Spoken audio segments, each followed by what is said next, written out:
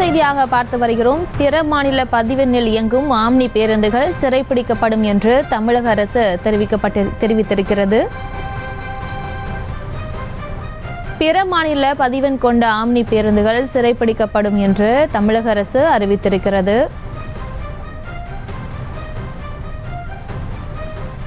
பிற மாநில பதிவெண்ணில் இயங்கும் ஆம்னி பேருந்துகள் சிறைப்பிடிக்கப்படும் என்று தமிழக அரசு தெரிவித்திருக்கிறது. அண்மை செய்தியாக பார்த்து வருகிறோம்.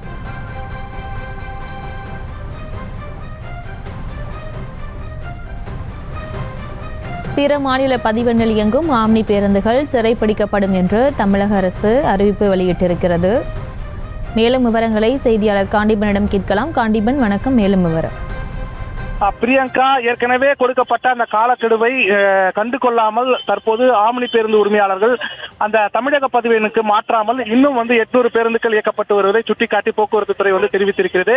தற்போது தமிழக அரசு தரப்புல என்ன தெரிவிச்சிருக்காங்கன்னா, இந்த மாதிரி அதாவது வெளி மாநில பதிவெண் கொண்ட அந்த பேருந்துகளை தமிழக பதிவெண்ணுக்கு மாற்றாமல் இயக்கப்படும் அனைத்து வகையான பேருந்துகள் ஆம்னி பேருந்துகளை சிறைப்பிடிக்கப்படும் என்ற ஒரு அறிவிப்பினை வெளியிட்டிருக்கிறார்கள். குறிப்பாக இந்த மாதிரியான பேருந்துகளை கண்டறிவதற்கு தனியாக ஒரு இணையதளம் கொடுக்கப்பட்டிருக்கிறது. அந்த இணையதளத்திற்கு சென்று பொதுமக்கள் பார்த்துவிட்டு அந்த இணையதளத்தில் இருக்கக்கூடிய அந்த பேருந்து எண்களில் யாரும் பயணிக்க வேண்டாம் என்று தெரிவித்திருந்த நிலையில் தற்போது அதையும் மீறி ஏற்கனவே நேற்றோடு அது காலக்கெடு முடிந்து விட்டது. 800க்கும் மேற்பட்ட ஆம்னி பேருந்துகள் வெளிமாநில பதிவெண் கொண்ட ஆம்னி பேருந்துகள் தமிழ்நாட்டில் இயக்கப்படும் பட்சத்தில் சிறைப்பிடிக்கப்படும் என தமிழக அரசு தற்போது தெரிவித்திருக்கிறது.